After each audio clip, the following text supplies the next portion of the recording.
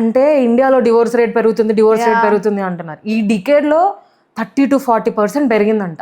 And ఆ 30 to 40%లో almost 70% divorces file చేసిన వాళ్ళు అమ్మాయిలు, తెలుసా?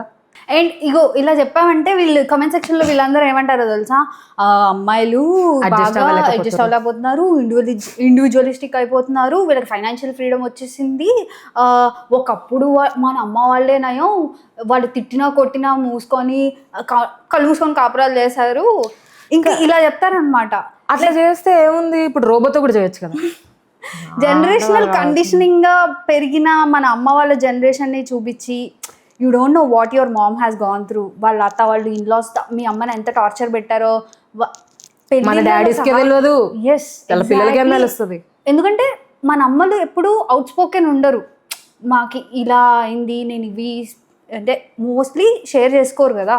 నేను ఇంత మా ఫ్యామిలీలోనే I have seen like so many people who gave up their career just to get married, gave up their education. And మా అమ్మ కూడా అంటుంది ఇలా what she has gone through. So adjustment గురించి అంటే అందరూ యాక్చువల్గా ఇప్పుడు పెళ్ళి ఆల్రెడీ మనకి age according to the society బారైపోయినట్టు భయంకరంగా అమ్మ వాళ్ళు ఏదో నాకు 30 దాటేసినట్టు ఎట్లా అంటే నీకు పెళ్ళే కావట్లేదు, నీకు పెళ్ళే కావట్లేదు, చుట్టుపక్కల వాళ్ళందరికీ అయిపోతుంది, వాడికి పెళ్ళి అయిపోతుంది, నువ్వు బాధపడుతున్నావా? ఐఎమ్ హ్యాపీ అమ్మా, like I know when to marry, like late అయినా సరే I want marry the right person. అంతే, ప్రతి ఒక్కరి time line different. So you have to believe in universe. Shivayya ఆజ్ఞ లేని ఏది జరగదు. ఓకే, సో అది. సో అయితే ఏమైందంటే అడ్జస్ట్మెంట్ మీకు చాలా ఎక్కువ ఏంటి డిమాండ్స్ ఉన్నాయి, స్పెసిఫికేషన్స్ ఉన్నాయి.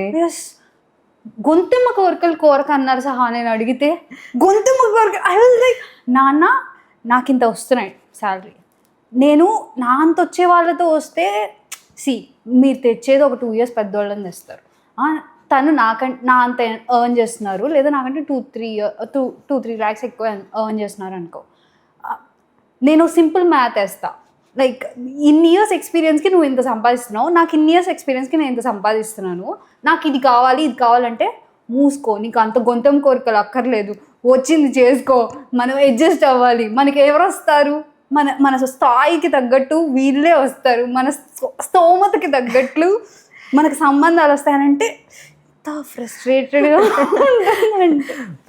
Indian women, frustrated Telugu women exactly. So yeah, అంటే ఇప్పుడు నాకు కూడా ఏమైపోతుందంటే, ఇప్పుడు నువ్వు బిజినెస్ చేస్తున్నావు, అందరూ ఎంప్లాయీ కావాలంటారు, డాక్టర్ కావాలంటుండు, సిఏ కావాలంటే, లాయర్ కావాలంటే. బిజినెస్ చేసే వాళ్ళు కూడా ఉన్నారు, కానీ వాళ్ళందరూ ఆల్మోస్ట్ ఫ్యామిలీ బిజినెస్లు చేస్తున్నారు, జాయింట్ ఫ్యామిలీస్లో ఉంటున్నారు. సో నా పర్స్పెక్టివ్ ఏంటంటే, జాయింట్ ఫ్యామిలీలో ఉండొద్దు, పేరెంట్స్ని చూసుకోవద్దు అని కాదు. నా పేరెంట్స్ నాకు ఎంత ఈక్వలో నీ పేరెంట్స్ నీకు అంతే ఈక్వల్. అండ్ మనం ఒక పెళ్ళి అనేది చేసుకున్నప్పుడు, సో నాకు పెళ్ళి అనేది చాలా స్పిరిచువల్ థింగ్. ఓకే, నాకు అసలు లాకెట్ కూడా శివశక్తి లాకెట్ ఉంది. So I truly believe in half and half. శివుడు నాకు ఎందుకు ఇష్టం అంటే, ఆయన అర్ధనారీశ్వరుడు, ఆయన అర్ధ భాగాన్ని పార్వతికి ఇచ్చి అంత ఈక్వల్ ఇంపార్టెంట్. ఆయనది first love marriage and he is bigger than anybody. So ఆయన అంత చేయగలిగినప్పుడు మీరు అందులో సగం కూడా best ever love story, best ever couple to look up for. అసలు ఆయన ఏంటి అసలు, ఆమె కూడా ఎంత ఫైట్ చేసింది ఆ కాలంలో వాళ్ళ డాడీకి. అండ్ ఆయనకి శ్మశానంలో ఉంటాడు ఆయన ప్రేమ. ఎగ్జాక్ట్లీ. ప్రేమ అనేది ఏంటంటే, ఇప్పుడు మన మమ్మీ అయినా మన పేరెంట్స్ అయినా కొడుకు ఎదవైనంత మాత్రాన, లేదా కూతురు ఏదో పిచ్చి పని చేసినంత మాత్రాన ప్రేమించకుండా ఉండరు కదా. తప్పులు చెప్పి మార్చుకోమని చెప్పి మళ్ళీ ప్రేమిస్తారు. సో ఇప్పుడు కూడా అదే జరగాలి. ఇప్పుడు నేను బిజినెస్ చేస్తున్నా, వాళ్ళు ఒప్పుకోవట్లేదు, వాళ్ళు జాయింట్ ఫ్యామిలీలో ఉంటున్నారు. నాకు ఏంటంటే అట్లీస్ట్ ఫస్ట్ ఫ్యూ ఇయర్స్ మనం న్యూక్లియర్గా ఉండాలి. నువ్వెవరో నాకు తెలియదు, నేనెవరో నీకు తెలీదు. ఇద్దరు ఒక రిలేషన్షిప్, అదే బాండ్ అయినా, ఫ్రెండ్షిప్ అయినా, రిలేషన్షిప్ అయినా, ఏదైనా నాకు తెలిసినంత వరకు థర్డ్ పర్సన్ ఉంటే సెట్ అవ్వదు. ఎందుకంటే ఇప్పుడు ఈ 2 పర్స్పెక్టివ్స్కే ఫైటింగ్ ఉంటుంది. ఎంత కాదన్నా చిన్నదో పెద్దదో గొడవ అయితే ఉంటుంది కదా, మధ్యలో థర్డ్ పర్స్పెక్టివ్ ఎట్లా ఉంటుంది, ఇన్లాస్ అదే పావులాది 10 రూపాయలు చేసినట్టు ఉంటుంది. ఇప్పుడు నాకు ఆల్రెడీ మన లైఫ్లో చాలా చూస్తూ ఉంటాం. వర్క్ పర్పస్లో కానీ, ఫ్రెండ్స్ కానీ, లేకపోతే you have so many things to do. మనకి ఎన్నెన్నో చేయాలని ఉంటుంది, దాంట్లో ఎన్నో స్ట్రెస్లు ఉంటాయి. తెలిసి తెలిసి ఇంకో స్ట్రెస్ ఎత్తులో పెట్టుకోవాలని అనుకోం కదా. అంటే అట్లా ఉండడం తప్పని కాదు, ఎవరి పర్స్పెక్టివ్ వాళ్ళది. ఉండేవాళ్ళు ఉంటారు, if they are okay with it, okay, well and good. కానీ ఇప్పుడు నాకు ఏంటంటే అట్లీస్ట్ ఫస్ట్ ఫ్యూ ఇయర్స్ మనకి మనంగా ఉండి ఇద్దరం అర్థం చేసుకొని ఒక బాండ్కి వచ్చినాం అనుకో, అప్పుడు ఎవరైనా మధ్యలో వచ్చేదాన్ని అన్నా కూడా అరే ఏం కాదమ్మా, అది అట్లనే, ఇది ఇట్లనే సపోర్ట్ చేస్తాడు కదా. ఎందుకంటే అతనికి నా మీద అప్పటికి ఒక ప్రేమ, ఒక ట్రస్ట్ అనేది బిల్డ్ అయ్యింది. అప్పటి వరకు మనం చాలా కమ్యూనికేట్ చేసుకొని ఉంటాం. సో ఆ ఆస్పెక్ట్ అనేది నాకు తెలిసినంత వరకు చాలామంది అర్థం చేసుకోవాలి. ఇప్పుడు చాలామంది ఏం అడ్వైస్ ఇస్తారు తెలుసా, జాయింట్ ఫ్యామిలీలో ఉంటే ఏముంది, ఒక సంవత్సరం 2 సంవత్సరాల్లో గొడవలు అయిపోతే అందరు పక్కకి వెళ్ళిపోతారు. అసలు గొడవ ఎందుకు పడాలండి లైఫ్లో? తెలిసి ఎందుకు పడాలి? ఫైట్ ఎందుకు? లైఫ్ తెలిసి కాంప్లికేట్ ఎందుకు చేసుకోవాలి? నాకైతే సింప్లిసిటీ, పీస్ఫుల్ లైఫ్ అనేది చాలా ఇంపార్టెంట్. బాలా నాకు అసలు కాంప్లికేట్ చేసుకోవడం నచ్చదు. అది మన చేతిలో ఉన్నప్పుడు ఎందుకు? ఇప్పుడు గొడవ పడి పేరెంట్స్ మధ్యలో ఆ ఒక డిఫరెన్స్ తెచ్చుకోవడం కన్నా ముందు నుంచే హ్యాపీగా ఉండొచ్చు కదా. See, I can understand if you want, నీకు జాయింట్ ఫ్యామిలీ నచ్చితే go for it. For us, like nuclear families are our go-to. Yes, because you will get to have your own space and get to know each other. And I saw divorce cases లో wife and husband are willing to stay together, but in laws వల్ల నాకు అత్తతో పడట్లేదని, మామతో పడట్లేదని సగం cases I సా.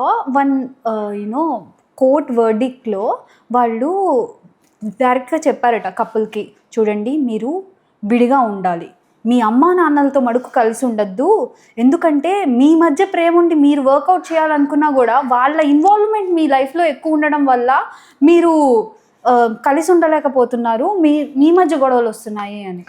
రాజ్శ్యామ్ అనేది ఒక పాడ్కాస్ట్ విన్నా. అందులో ఏం చెప్తాడంటే యుఎస్లో ఫస్ట్ రీజన్ డివోర్స్కి ఇన్ఫిడెలిటీ. ఇండియాలో ఎవరు చెప్పు? ఎగ్జాక్ట్లీ. ఈ పాడ్కాస్ట్ విన్నాక మనకు పెళ్ళి అవుతా. అంటే ఇప్పుడు అదే చెప్పినాం కదా, డిస్క్లైమర్ అండి. ఇప్పుడు ఇది చెప్తున్నాము అంటే మన పర్స్పెక్టివ్ మాత్రం, ఇన్వెస్ట్ ఉండొద్దు అనట్లేదు. అండ్ మనం కూడా బాలా, నేను ఏం చెప్తా అంటే మన రెస్పాన్సిబిలిటీ తీసుకునే టైం వచ్చినప్పుడు వాళ్ళ పేరెంట్స్ అయినా మన పేరెంట్స్ అయినా మనం చూసుకుంటాం. అది కాదు ఇక్కడ మనం ఏమంటున్నాం అంటే, ఒక పునాదులు పడుతున్నప్పుడు ఒక రిలేషన్షిప్కి అప్పుడు మాత్రం మన ఇద్దరమే ఉండాలి. ఒకసారిగా మనం పైకి వచ్చి పిల్లర్ స్టార్ట్ చేసినాక ఎవరున్నా ప్రాబ్లం లేదు, will take care of everybody because we trust each other, we have that strong bond between each other. Definitely foundation strong గా ఉంది కాబట్టి nobody can shake that relation. Exactly, that is what we want. We are not like వద్దు విద్దు. ఆ point of టైంలో నా parents ఉన్నా కూడా నేను వద్దంట. సహా నేను ఇది చూశాను, మోస్ట్ ఆఫ్ ద మ్యారేజెస్లో ఆనంద్ సినిమాలో అది చీర కోసం, that's so fucking real. Like I saw families పెళ్లి మండపానికి చీర కట్టుకొని నడుస్తూ వస్తే అత్తగారు చీర బాలేదు మార్చండి అంటే చచ్చినట్టు మార్పించిన వాళ్ళు ఎంతమంది ఉన్నారు. అంటే other side of the plate కూడా ఉంటారు. I mean other side of the grass. అంటే సపోర్ట్ చేసే వాళ్ళు వీళ్ళు చాలా మంది ఉంటారు. ఇన్స్టాగ్రామ్ లో చాలా మందిని చూస్తుంటే ఓ మై గాడ్ అసలు ఎప్పుడు వస్తుంది ఇట్లా. అంటే నాకేమనిపిస్తుంది అంటే వాళ్ళని చూసినప్పుడు పెళ్లి చేసుకోవాలి, ఇలాంటి వాళ్ళు ఉంటే లైఫ్ అసలు చాలా ఇంకేం అవసరం లేదు నీకు లైఫ్ లో. అంటే ప్రేమకు మించిన పవర్ దేనికి లేదు. నిన్ను అంత ప్రేమించే వాళ్ళు వచ్చిర్రు అనుకో, నువ్వు ఏదైనా చేసేస్తావు.